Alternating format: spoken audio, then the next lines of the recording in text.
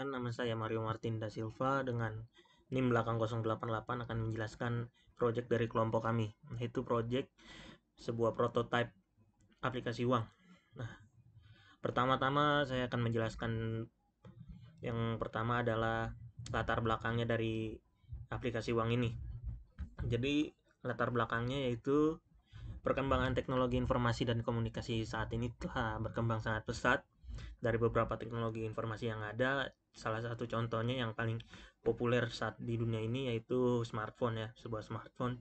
Jadi bisa memakai atau menggunakan sebuah smartphone ini di mana saja, mau di rumah, di kafe, di sekolah maupun di tempat berbagai macam lainnya. Lalu oleh karena itu EMK atau interaksi manusia komputer adalah sebuah ilmu yang sangat berkaitan dengan desain implementasi yang saya sebutkan tadi, sebuah smartphone. Dengan sebuah ilmu EMK ini bisa digunakan oleh manusia dan studi tentang ruang lingkupnya. Salah satu ilmu yang terdapat pada EMK adalah sebuah prinsip usability-nya. Karena tanpa adanya pemahaman usability, maka suatu aplikasi akan susah untuk digunakan. Untuk memahami uraian di atas, maka kelompok kami akan menganalisa atau membuat sebuah aplikasi uang menggunakan prinsip usability menurut Alan Dix. Lalu selanjutnya adalah tujuan dari aplikasi uang ini, yaitu tujuan dan hasil dari pembuatan berdasarkan analisa berupa kekurangan yang terdapat terdapat kekurangan dari aplikasi-aplikasi yang telah kami analisa menggunakan prinsip usability Alan Dix ini. Nah, untuk tercapainya kebutuhan oleh pengguna terhadap aplikasi ini dalam fiturnya, kekonsistenannya, dan dalam penggunaannya, penambahan fitur lainnya berdasarkan kekurangan agar tercapainya kemudahan dalam penggunaan di dalam masyarakat sasaran atau peminat dari aplikasi payment atau e-money ini, lebih dari yang diinginkan oleh sebuah sistem. Lalu selanjutnya adalah terdapat sebuah metodologi. Metodologinya yaitu UCD atau User Centered Design. Adalah sebuah filosofi perancangan yang menempatkan pengguna sebagai pusat dari sebuah proses pengembangan sistem. Lalu, kesulitan pengguna atau bisa disebut end user selama ini untuk membaca dan menerjemahkan dokumen-dokumen yang ada dalam setiap pengembangan dapat terbantu dengan menggunakan metode UCD ini. Lalu pendekatan UCD telah didukung dengan berbagai teknik, metode, tools, prosedur, dan proses yang membantu perancangan sistem interaktif yang lebih berpusat pada pengguna.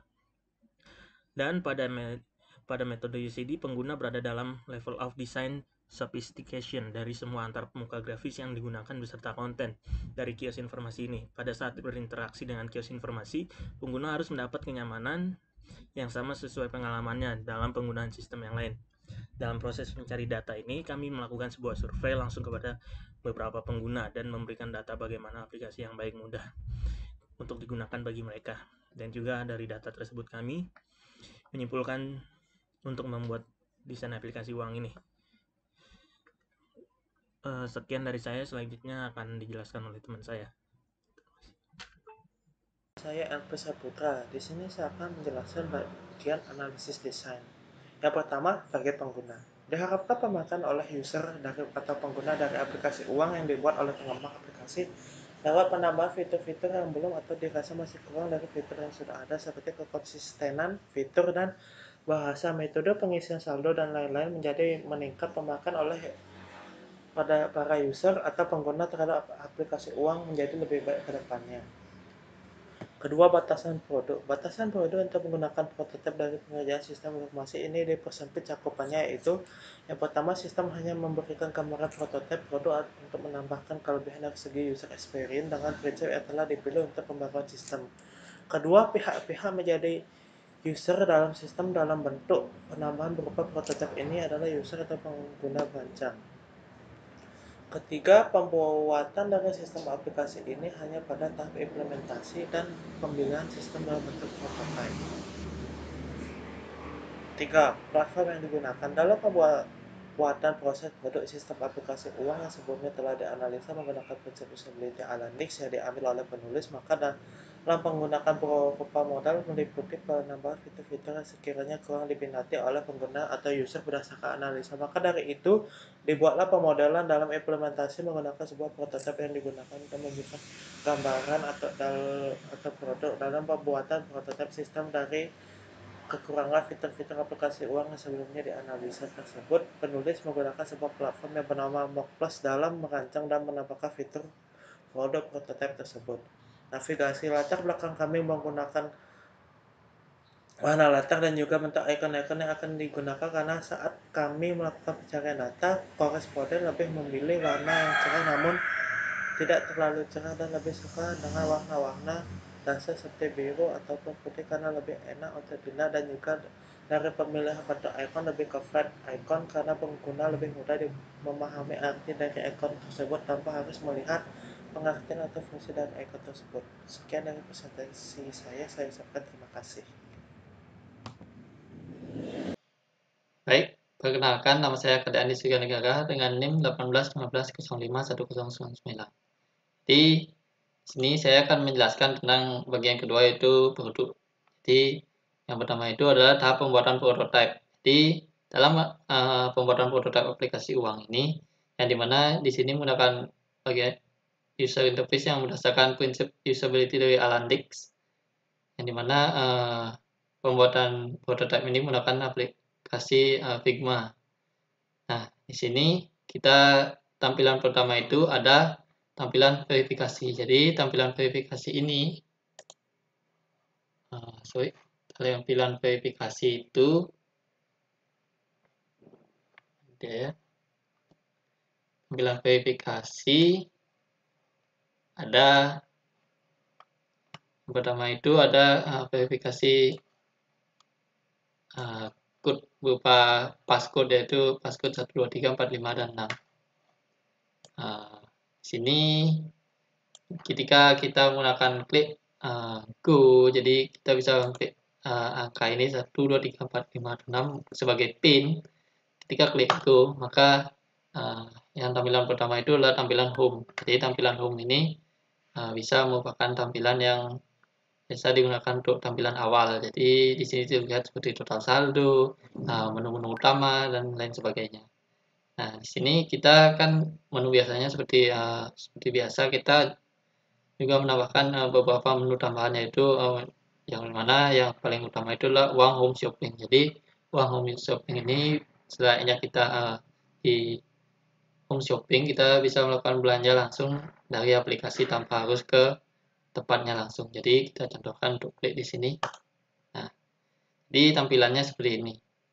Di tampilannya ini cukup sederhana. Jadi untuk memudahkan pengguna, yang pertama itu adalah tampilan-tampilan dari aplikasi rekomendasi merchant yang biasa digunakan di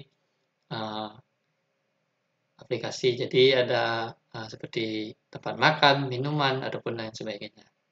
Nah, kita contohkan di sini, kita yang pertama di Aming Coffee aja. Di ketika klik ini, maka dia akan menampilkan beberapa menu-menu seperti tampilan makanan, minuman, dan lain sebagainya. Nah, ketika kita klik, jadi ketika kita klik, dia akan masuk ke menu ini dan juga dia akan menampilkan langsung ke menu belanjanya. Di dalam sini itu ada tampilan yang memberikan kita tampilan pembelajaran seperti biasa.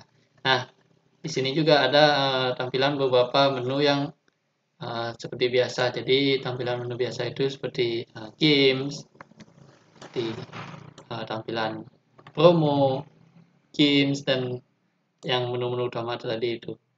Nah, di dalam tampilan ini kita juga kita juga memiliki beberapa tampilan yang bukan signifikannya. Jadi tampilan yang cukup menarik. Sini kita membuat tampilan warnanya juga seragam agar lebih mempermudah dari pengguna untuk mengetahui apa saja sih user interface yang lebih mudah digunakan. Jadi di sini kita menggunakan sedikit palette warna agar memudahkan simplicity dari pengguna tersebut.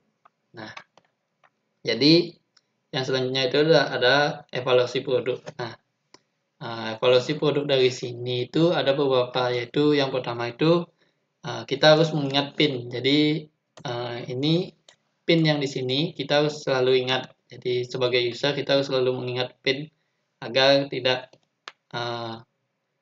untuk masuk aplikasi. Jadi seperti recognition.recall atau error dari aplikasi. Nah, yang selanjutnya itu ada tombol home. Jadi tombol home ini tidak seperti tombol lain. Jadi mungkin agak kekurangan konsisten ataupun dari internal maupun eksternal. Nah, yang selanjutnya itu ada yang terakhir itu adalah kembali ke home. Nah, kembali ke home ini kurang penting sebelumnya, tapi untuk simplicity, namun di sini kita masih masukkan untuk bukan memudahkan. Jadi untuk agar user tahu aja bagaimana cara balik ke home. Mungkin itu aja sih dari saya. Jadi saya memberikan kesimpulan. Jadi kesimpulan yang kita dapat ambil dari sini yaitu prinsip usability dan prinsip Jacobson pada sebuah sistem informasi dalam aplikasi itu sangat penting, karena kedepannya prinsip ini kita dapat mengetahui kebutuhan dan kenyamanan pengguna suatu konsep sebelum atau sesudah dari pembuatan suatu aplikasi. Nah, hasilnya itu ada saran dari penulis itu sendiri, yaitu pembuatan aplikasi atau website yang menggunakan prinsip usability Alan Jacobson ini untuk membantu mengetahui kenyamanan dan penggunaan kebutuhan pengguna. Selain itu, juga di sini kita menulis mengenai materi produk bahasan makalah ini, tentunya kita masih ada sedikit kelemahan. Jadi dalam rujukan atau referensi yang hubungannya berjudul dengan makalah ini. Jadi itu aja dari saya sekarang. Terima kasih.